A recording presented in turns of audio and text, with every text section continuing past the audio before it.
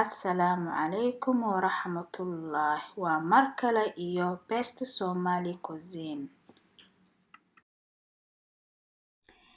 Weligaa oodka ma ka diyaarisay hilib lo'? Haddii aadan ka diyaarin ku soo dhawow maanta. Haddii aadan hore ugu diyaarisayna inala wadaag khibradaada. Hadda waxaan soo sameeyay hilibkii waan soo solay soo dhadheereeyay maasha Allah sida u jeedaan saas u soo solay maasha Allah. Waxaan rabaa in hilibka xoogaa maxaa la dhahaa air ku dhaco hawo qaato si marka aan maaragtay aan dubayo oodkaca uusan biyo badan iiga dhalin. Marka waxaa fiican inaa saan aad u soo dhadheereysatid maasha Allah.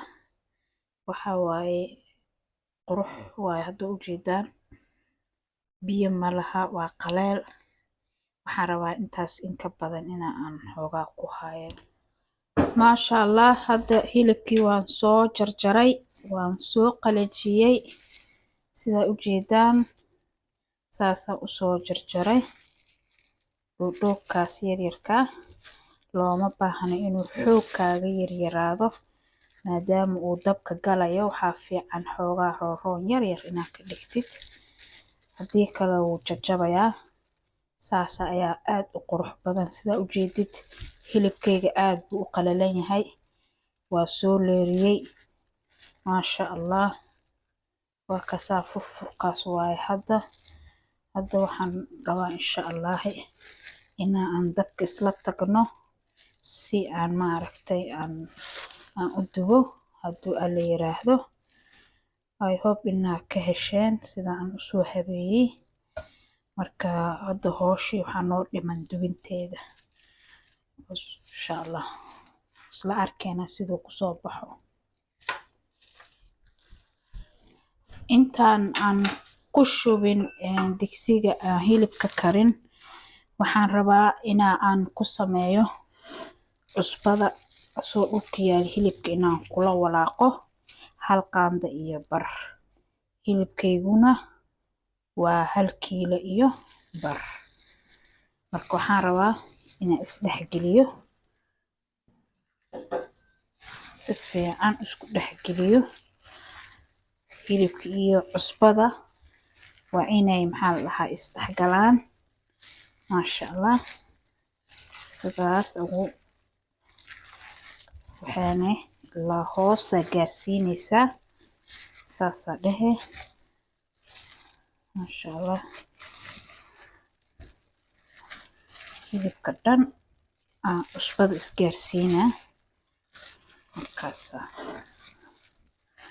maasha Allah. Hadda waa diyaar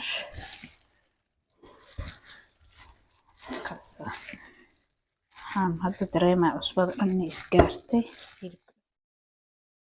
Hadda digsigaan ku soo shubtay dabka ayaan u daaraynaa insha Allah.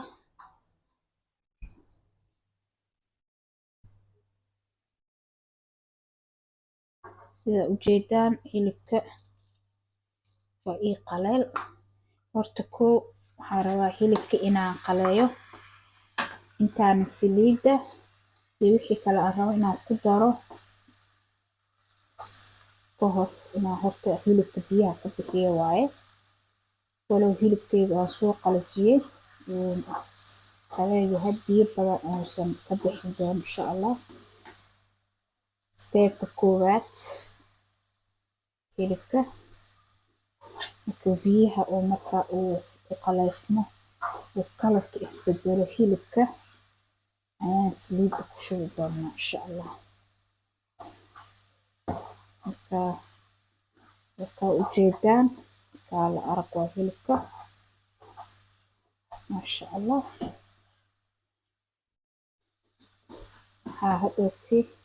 waxaa hadhooti ku shubaynaa markuu noo qaleysmo saliid iyo subag oo marka ugu dambeysa aan ka deji rabno. laakiin hadda saliid ayaan horta kow ku karinaynaa haduu alla yiraahdo. sidaa ujeeda hilibka waa kaasa furfurkaas suunuu ahaada insha allah. hadda waxaan sugaynaa inta maaragtay uu hilibka kalarka uu iska bedelayo. maasha allah ujeedaan wuu isu soo bedelooyaa hadda wax yar ka bacdi muddo waxaan u qabanaynaa 2 daqiiqo camal insha allah. habkaas saliidda iyo hilibka waa inaa isla egeysiisaa si aan xabad cadaan iyo xabad guduudan aysan kaaga noqon. marka hadoo kale ishaa ku haynaysaa marba cabaar ka bacdi waa rogrogay si ay iskugu kaa ekaadaan dhinac walbo. maasha allah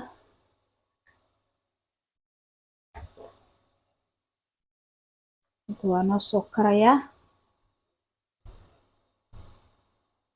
si fiican bay howsha u socotaa hadda. maasha allah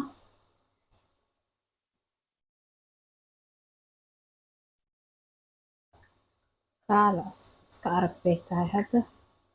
marka waxaa la rabaa bis inaan sugno inta maaragtay uu saliidda si fiican u kululaanayso hilibkan uu shiilmo. markaas marba dhinaca u rogee saasaa dhadhaheen. markaa saliiddaas waxaa la rabaa ilaa cabaar inaan saas ku haayo cabaar ku rogrogo. waxaan ku xijinay doonaa heel 1 qaando oo teaspoon ah. daarta ka badsan kartaa daarta ka yareysan kartaa laakiin muhiimka waxaa ah xoogaa yaro caraf yaroo kaala arag inuu ku siiyo. hadda waa kaasaa si fiican hadda noogu soo karay. maasha allah waa ujeedaan saa usoo badbado dabka xoogaa u gaabinay si kaaga guban hilibka. waa kaa hilib maasha allah aan qaleel ahayn aan madoobaad ahayn aa kuu soo baxaya. marka koowaad saliidda u dheereene markuu hal mar iskala rogo waa u gaabsanay cabaar. marka hadda waxaa noogu xiga heelkii aan soo shiitay oo qaandada oo cuntada lagu cuno ah mugeeda. marka haddaan ku labaynaa waana isdhex gelinaa marka si maaragtay kulli isku gaaro heelka maaragtay uu caraf u siiyo fiican. waa kaasa markii xumbo aa istiraado kee rabaa hilibkaaga waa diyaar uu yahay isleedahay 2 qaando oo subag ah subaga haysatid aa ku darsanaysaa si markaa hilibka u maaragtay dhadhan fiican ugu yaalo. hadda meeshii ugu dambeysay aan maraynaa.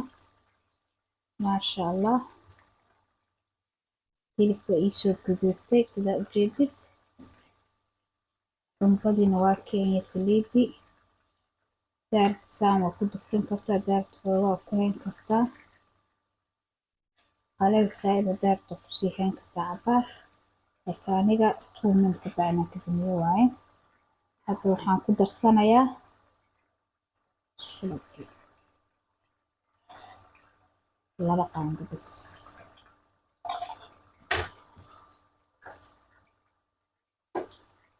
marka cabaaran ku rogrogaa sidaas ayuu diyaar noogu noqonayaa oodkaceeni loo ahaa.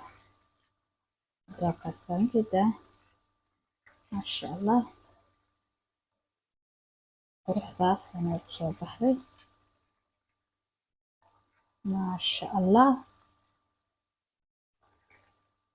daarabtid guduud saa'id aa kasii dhigi kartaa ama saana ku deysan kartaa. daarta inuu jilaac noqdo saana ku deyni. kana hadda waa ka qaadayaa saas ayay noogu dhamaatay oodka caani aan lo'da ka sameeyey. soo dhawaada maasha allah. furfurkaas muu noqday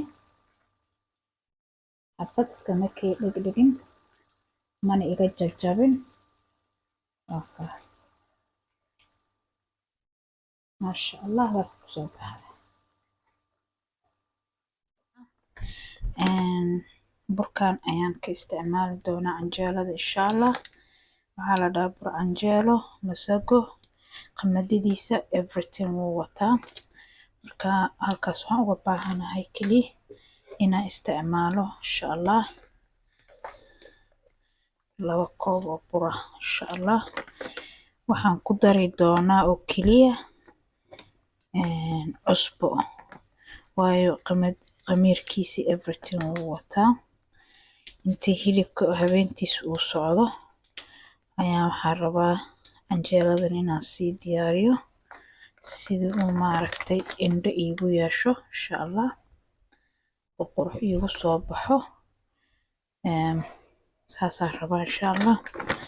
hadda canjeelada ayaan qaseynaa, cusbo yaraan ku darsanaa waayo wixiisa dhan uu wataa. uma baahno inaan qamiir iyo waxyaalahaas ku daro. waa maasha allah canjeelo fiican waaye, dhanaan ma laha. wax yar cusbo leh ku daray, wax kale aan u dhaweynayo ma jirto. adiga haddii aad rabto habeenkii oo dhan habeenkaa qasanayso subaxdii caadi u duban kartaa. haddii aad rabtidna in maalintii 2 saac ama 3 saacadood kadib inaad rabtid inaad isticmaashid inaad dubatid waa sideeda caadiga iyadoo faxan camal ay ku noqonay. laakiin aniga waxaan u baahanahay inaan hadda qaso subaxdiina aan dubto insha allah. maasha allah canjeeladii waa ii soo faxday sidaasay u eg tahay. hadda waan dubaynaa insha allah. la socod wanaagsan. maasha allah xabadda ugu horeysay waaye canjeeladii.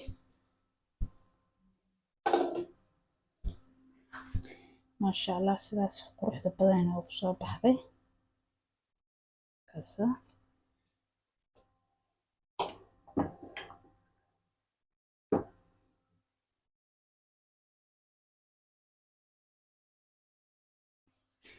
xabadii labaadan ku shubnay.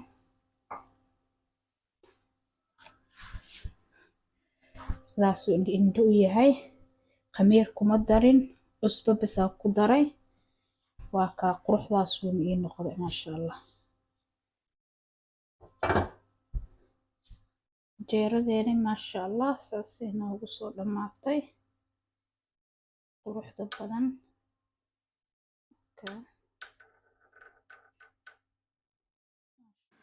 sidaa u jeedaan canjeeladeeni hadda taasaa noo soo baxda oo soo guduudatay iyadoo qurux badan guduud ah. kaale iska aragay ah, kaale iska arag maasha allah. waa kana iyadii oo aan soo wada diyaariyey canjeeladii oo qurux badan, oodka iyo isagana aan ka yareysanin, caanihii shaaxii. kaale iska arag waaye. waxaan rajeynayaa inaad ka heshaan. fikradiinana waa noo muhiim. waana ku mahadsantihiin.